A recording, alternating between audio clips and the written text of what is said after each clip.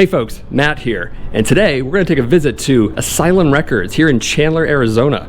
Let's do it.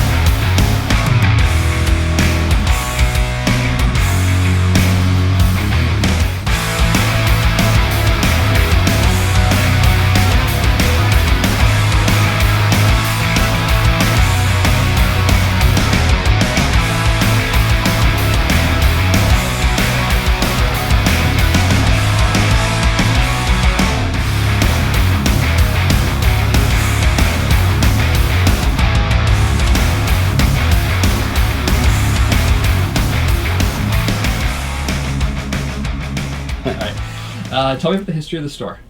I used to work at a place called Rock Zone Records, which was Rockaway years ago, and there's one in California. We couldn't keep the same name. He couldn't keep the same name as Rockaway, so he had to name it Rock Zone. Okay. Worked for him about 3.5 years, and it came time where he decided he wanted to close up shop, and I was like, I got 20,000 albums at home. I'm going to open up my own. Nice. So I opened up next to a club that was out here, and I became like their ticket office and record store, and got foreclosed on the strip mall. We ended up moving to a bigger location in downtown Mesa, Arizona, and from there to here. And yeah, I've been here a little over 2 years. I'm getting ready to move to a bigger location right in the same strip mall here. So things are going well. Oh yeah, That's great. Just getting better every day. Fantastic. So you have quite a bit of heavy metal here, which is a great thing for my viewers. They love the metal. Are you a metal fan yourself? Oh yeah. Yeah? Yeah. How far back do you go with that? Well, I was listening to Hendrix when I was little. I was born in '64, that's so far back, So I grew to, bands, like Judas Priest. Yeah.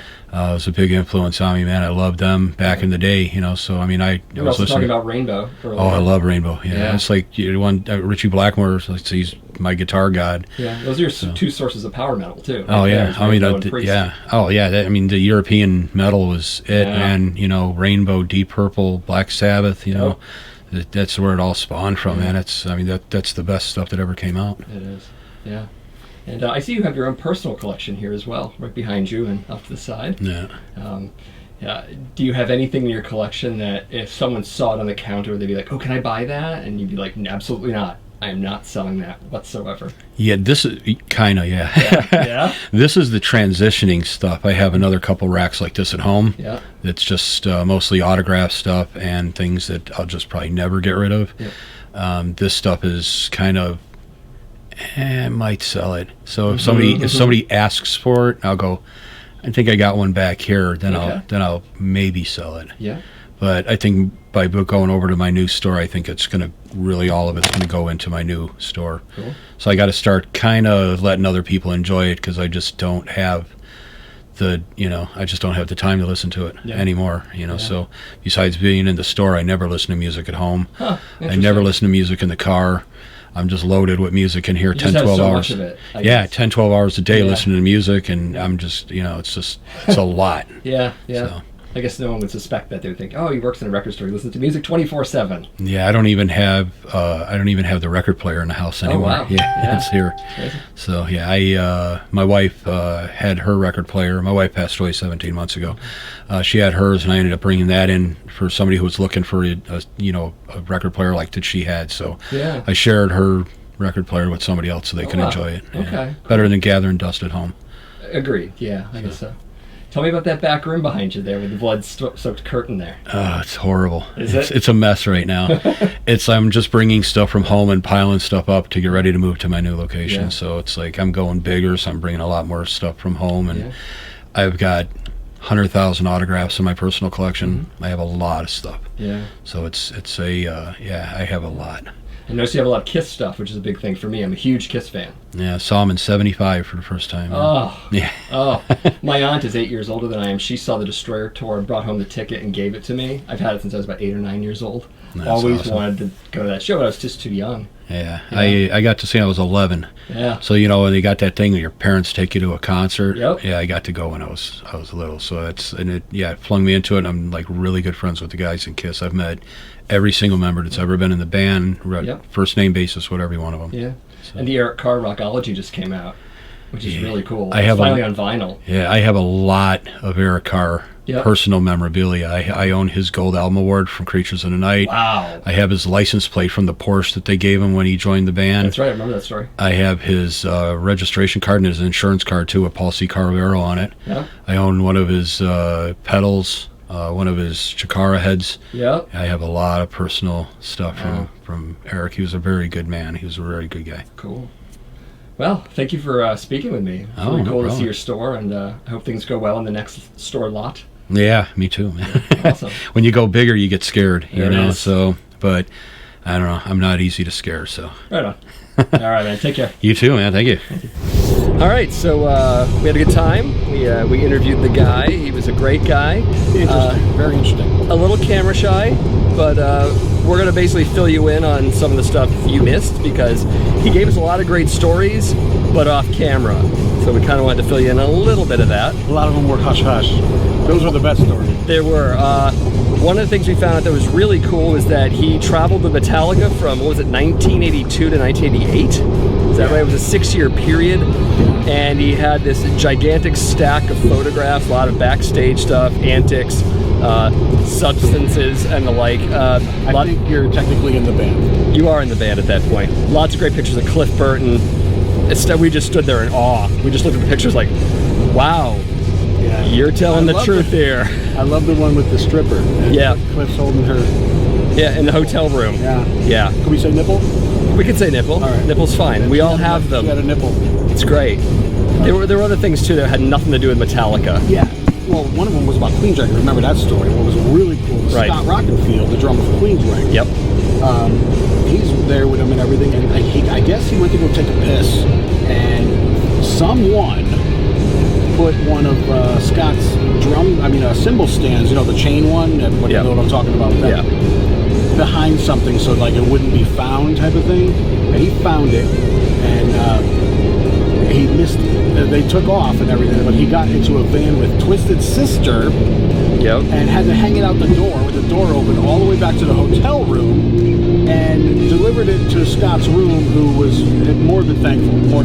Yeah. It was just, that whole story was amazing, man. Imagine that, He had stories too about Eric Carr. We were both big Kiss fans, so we talked about him for a while.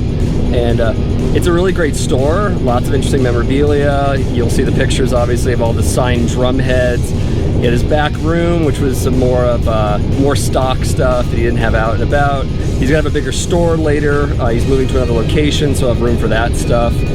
So Chandler, is that a suburb of Phoenix? No, it's another town. It's another town. South of Phoenix.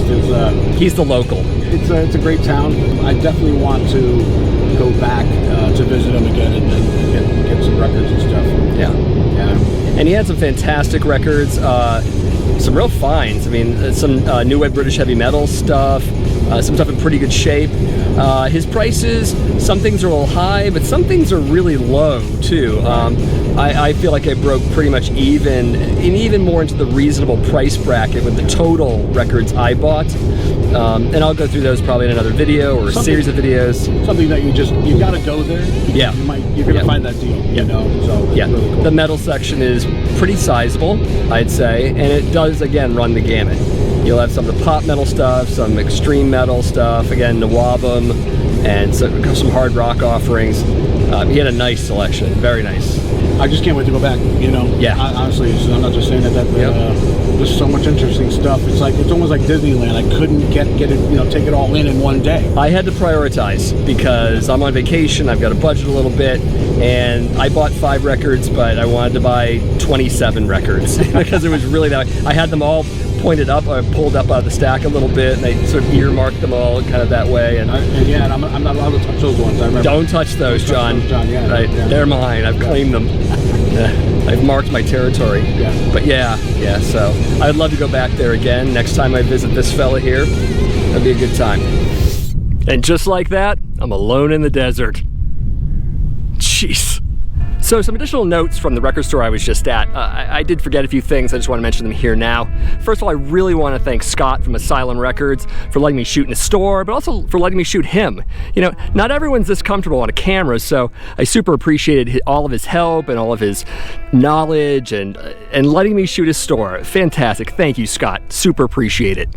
One of the great things about this particular store owner is that he's a metal guy, just like me. From the same generation, loves a lot of the same metal I do. So we were there for like a couple hours just chatting with the guy because he was really interesting and we just knew a bunch of the same stuff and listened to the same music. So it's always cool when that happens, especially when I'm doing a video shoot. I love running into people like that, so definitely cool.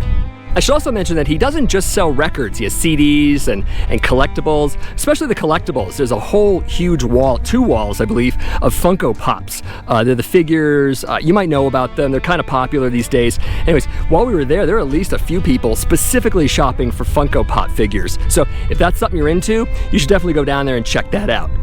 But go for the music too, because you should. I should also repeat what Scott said regarding the autograph collection. It's really amazing. It's all over the walls and elsewhere in the store. Signed drum heads, signed guitars, plaques, all sorts of stuff like that. So if you're into like a lot of the same music that we've just been discussing right now, you should definitely go down there and check that out too. There's a lot to check out in this store, was probably the main point I'm trying to make. So there you go. And I should also thank John, who basically carted me around the Phoenix area to all the record stores and you know, had a shindig for me and put me up and just all sorts of great stuff. He's a real good pal, and I'm glad he went with me. He's a good guy to record shop with. He's a vinyl guy himself, so very cool. So if I didn't say it before, thank you, John. And if you're wondering about some of the records I bought, I will be including them in the first installment of my new show, Vinyl Haul. And that's either posted already or it will be posted depending on when you see this. So definitely check that out when you have a chance.